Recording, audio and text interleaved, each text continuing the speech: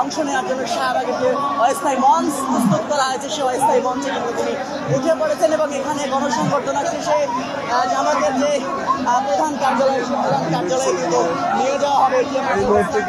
গণসংবর্ধনা শেষে কিন্তু জামায়াতের প্রধান কার্যালয়ে অস্থায়ী মঞ্চে কিন্তু এই মুহূর্তে অবস্থান নিয়েছেন এটি নাজমুল ইসলাম এবং তিনি মৃত্যুদণ্ড রায় থেকে খালাস পেয়েছেন এবং আজকে পিজি হাসপাতালের প্রিজন সেল থেকে তাকে মুক্তি দেওয়া হয়েছে। পিজি হাসপাতালের প্রিজন সেল থেকে আমরা দেখাচ্ছিলাম।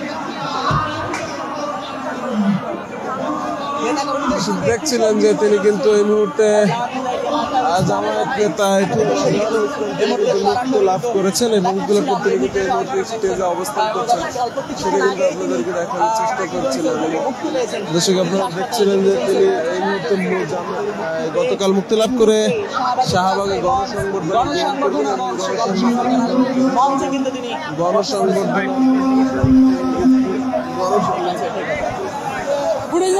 আমরা এক্সক্লুসিভ পাচ্ছি।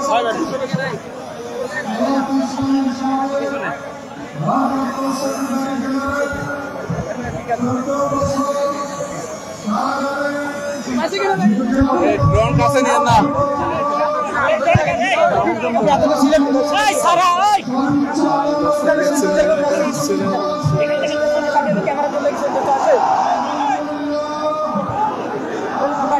প্লিজ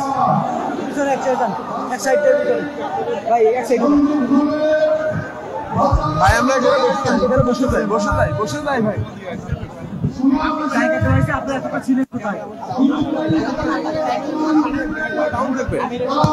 ভাই আমরা বসে যাবো ভাই।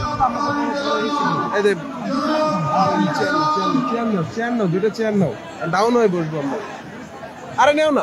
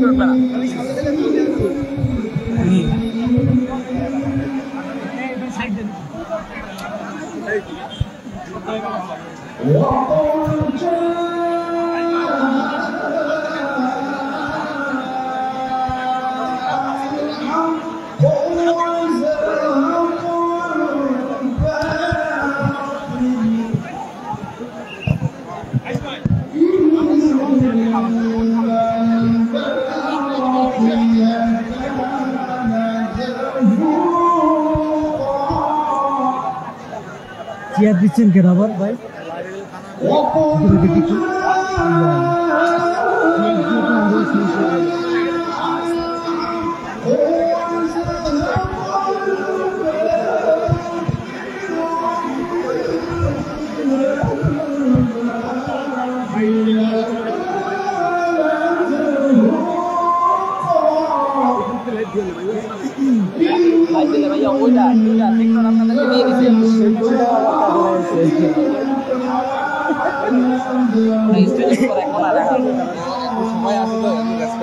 সবাই